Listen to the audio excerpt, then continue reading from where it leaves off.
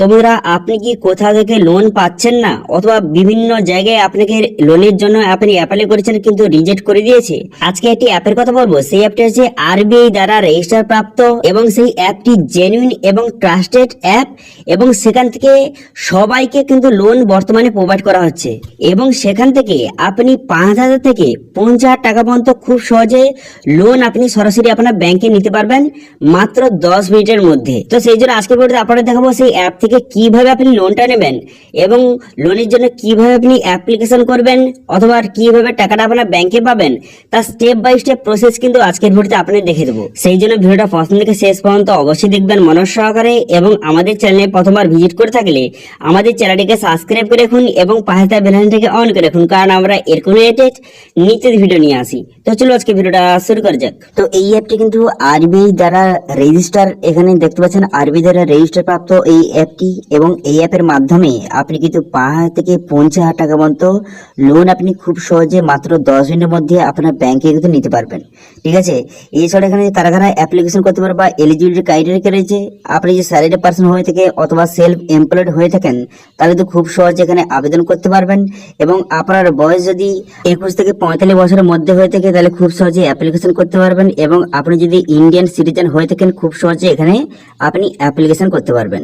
এবার অ্যাপটি ডাউনলোড করে নেওয়ার পর অ্যাপটি ওপেন করবেন। ওপেন করে নেওয়ার পর তারপর কিন্তু সবগুলো পারমিশন এখানে অ্যালাউ করে দেবেন। করে দেওয়ার পর সাইন আপ অপশানে ক্লিক করবেন।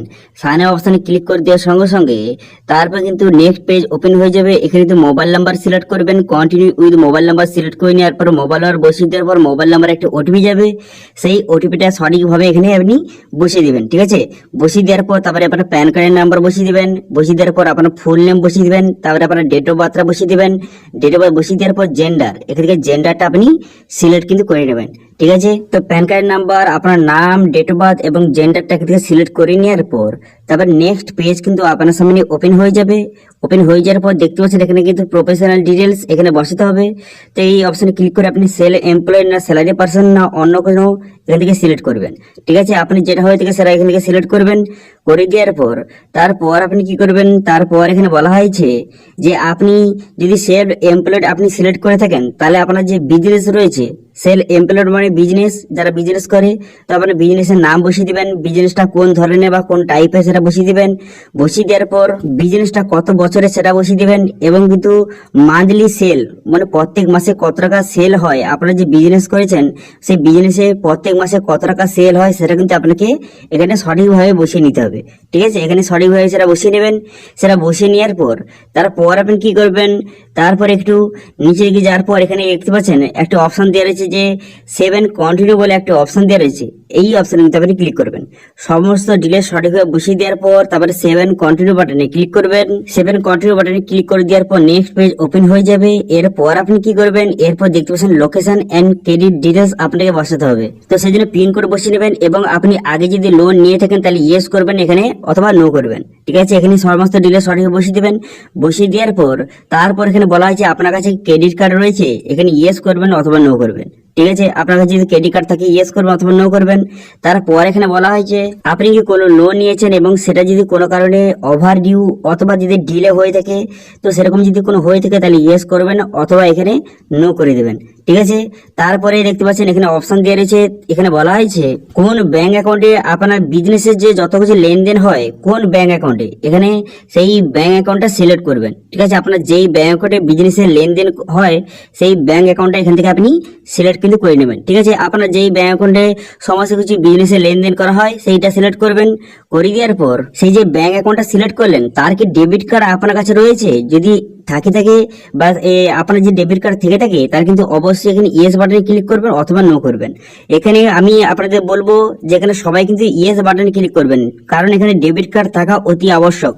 কারণ এই অ্যাপে কিন্তু ডেবিট কার্ড থাকলে এবং আপনার যদি নেট ব্যাংকিং থাকে তবেই কিন্তু এই অ্যাপের মাধ্যমে আপনি লোনটা পাবেন। কারণ কিন্তু এখানে সবার শেষে কিন্তু একটা ই ম্যান্ডেট ফর্ম রয়েছে, অর্থাৎ ই ম্যান্ডেট ফর্ম মানে অটোমেটিক টাকা কিন্তু আপনার যে অ্যাকাউন্ট থেকে টাকা কাটবে। তো সেই জন্য কিন্তু আপনার ডেবিট কার্ড অথবা নেট ব্যাংকিং আপনাকে সিলেক্ট করে সেই ই ম্যান্ডেট ফর্মটা আপনাকে সেটা সাবমিট করতে হবে।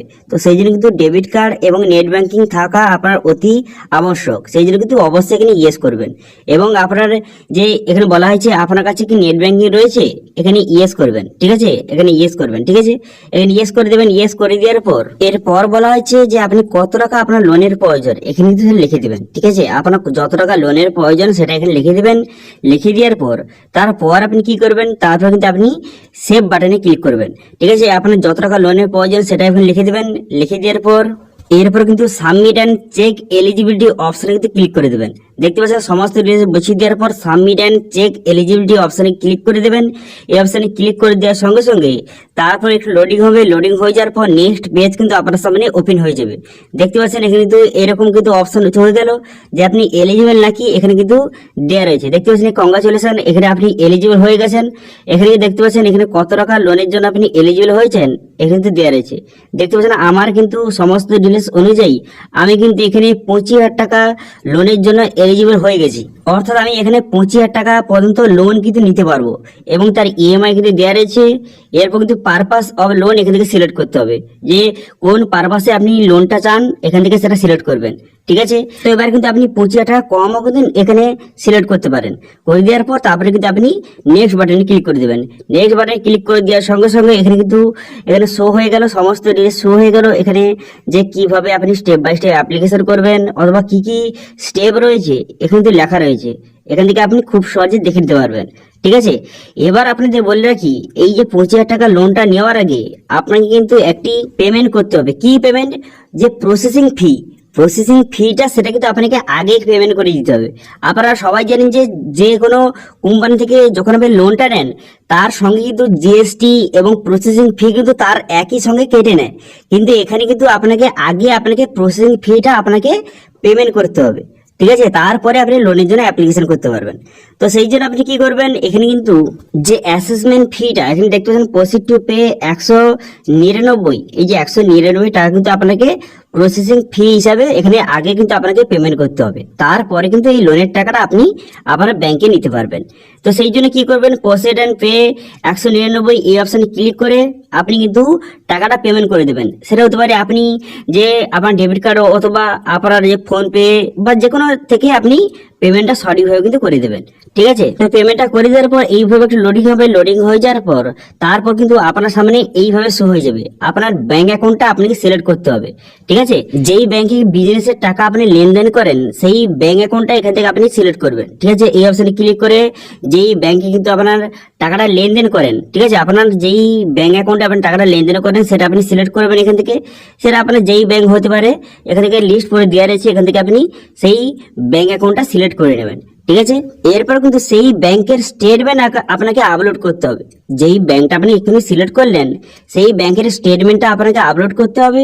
তো সেই জন্য এখানে কি করবেন, আপলোড ব্যাংক স্টেটমেন্ট এই অপশনে সিলেক্ট করে তারপর কিন্তু সেই ব্যাংকের স্টেটমেন্টটা আপনাকে আপলোড কিন্তু করে দিবেন। তো সেই জন্য একটু সিলেক্ট করে নেওয়ার পর কন্টিনিউ বাটনে ক্লিক করবেন। তারপরে কিন্তু ব্যাংকের স্টেটমেন্টটা এখানে প্রসিড অপশনে ক্লিক করে এখানে ব্যাংকের স্টেটমেন্টটা আপনি এখান থেকে দেখতে পাচ্ছেন এই অপশনে ক্লিক করে আপনি আপলোড কিন্তু করে দিবেন, ঠিক আছে। আপলোড করে দেওয়ার পর তারপরে আপনি সেভ করে দেবেন বা সাবমিট করে দেবেন। তারপরে এইভাবে লোডিং হবে। লোডিং হয়ে যাওয়ার পর তারপরে আপনার ব্যাংকের স্টেটমেন্টটা সাকসেসফুলি ভাবে সাবমিট কিন্তু হয়ে যাবে, ঠিক আছে। একটু ওয়েট করবেন, আপনি 1 মিনিট মতো ওয়েট করার সঙ্গে সঙ্গে এখানে পুরো ডিটেলস কিন্তু আপনার সামনে শো হয়ে যাবে।